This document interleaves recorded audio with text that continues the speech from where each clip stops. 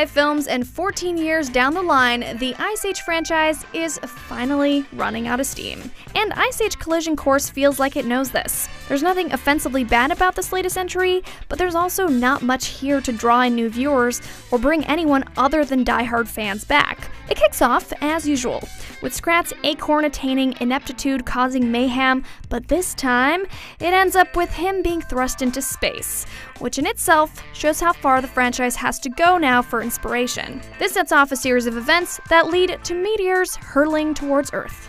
Of course, Manny, Sid, Diego, and the rest of their crew head off on an adventure to try and stop that from happening. As usual, on that journey, they come across a host of moderately interesting characters, all of whom are either weakly developed, underused, and feel somewhat wasted. The biggest problem with Collision Course is that it feels overstuffed with characters and tries to achieve too much in its 94-minute running time. You can see what they're trying to accomplish, but with the already considerable number of returning cast, only a few characters really get the time or attention they deserve, while some others get too much. When it's funny, it is actually funny, and many of the pop culture references work very well. But some of the dialogue aimed at the younger audience tries too hard and is a bit dated. Visually, audiences get more of the same. It looks good, but even that feels like it needs to step up its game. The core messages of family, love, not judging people, children growing up, etc. are all here, but it doesn't bring much new to the table, which is disappointing, as this has traditionally been a very creative franchise. We see glimpses of that here, but there is sadly too little of it.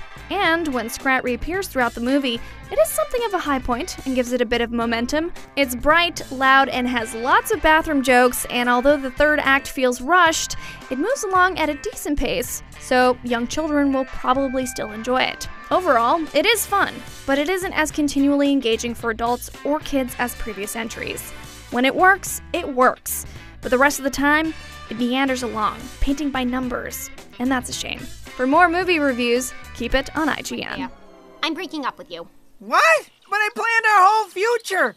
Our wedding, our kids, our burial plots. How you doing?